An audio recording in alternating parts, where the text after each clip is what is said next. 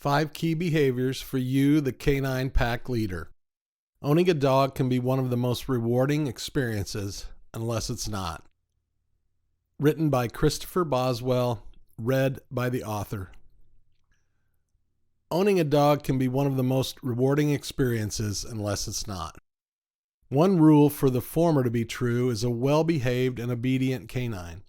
In 5+ decades of life, I have had the joy to have provided care for a dozen dogs as an owner, and hundreds as a boarder. The perception that we have creates how we respond, and in turn, a change in our response carries on into the canine and the outcome. Please allow me to pass on 5 of the key principles this experience has taught me. Key number 1. Understand the difference between posturing, aggression, and fear. A common trait among dogs is the instinct to self-preserve. As a result of this, it's common that he or she will appear to be aggressive or ready to fight another animal. Most often this reaction is fear. Some reasons they may engage in this activity follow.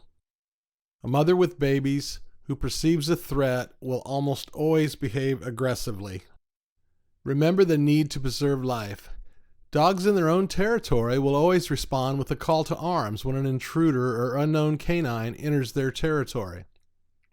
Like inside the house or yard, even on a walk, some dogs may show aggression to a passing pack, feeling compelled by centuries of evolution to do their job as protectors. Once we pack leaders understand this is normal, our reaction naturally changes. In the mother with baby scenario, we move out of fear, feeling the need to stop or correct her, into partnership with her, protecting the family from harm, together preserving the pack.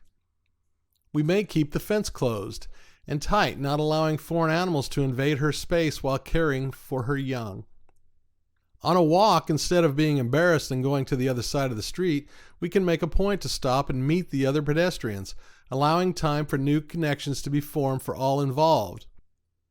If introducing a new animal into our homes, we can expect some posturing as normal and support calm and safety until anxiety lessens.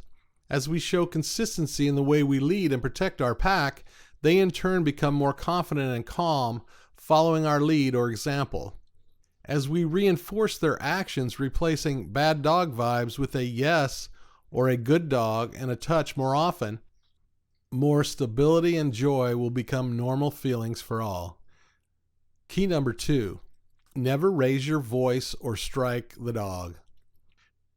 When we are experiencing anxiety about something our canine is doing, it can be easy to yell or even spank. Doing this to your pack partner will serve to disorient the dog, heightening the fear and confusion. Temporary suppression does not lead to long-term behavioral changes. When was the last time you stayed calm and cool, doing precisely what was yelled at you by anyone? Repeating this behavior over and over will soon result in a dog that does not listen well, if at all. Striking the dog at a time when he is already fearful will serve to strengthen what he is already feeling, making him or her feel the fear was justified. More fear and aggression will be the result, and the intensity may rise. Get down on one knee and show affection while asking the dog for the behavior you want. It may not make sense, as we humans think they do not have the gift of speech or understanding. But if you try it, I promise you will be surprised. Key number 3. Create a space that is his or hers exclusively. Do you remember the first job you had and the first day? How did it go? Did you feel comfortable? Did you have a space of your own? Were you directed to where you were supposed to be? One of the best ways to create comfort and wellness for your canine is to do the same for them. Place a soft set of blankets or bedding on the floor. Ask him or her to lay down while giving them verbal reinforcement, even adding a bone or a chew toy. The next step is to train him with the command on your blanket. He or she will pick it up immediately and will return to that space from anywhere in your home on command. The best part is you can lay a blanket down when visiting a friend's house, transforming your visits to the homes of others with your pack. Key number 4. Be consistent and calm, assertive. When playing with or training your dog, follow through on what you asked.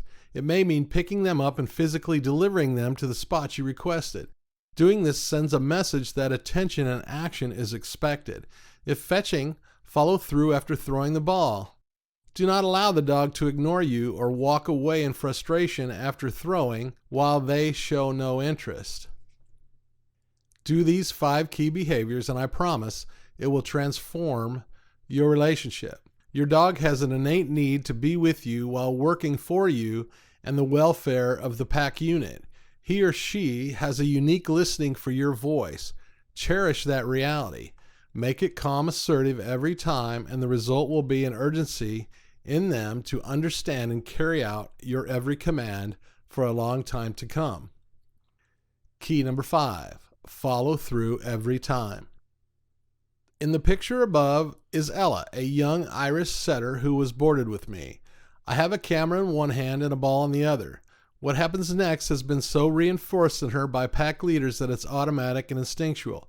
She is waiting for the ball to fly, which is what happens each and every time a ball appears in my hand. She will hold that pose nearly indefinitely.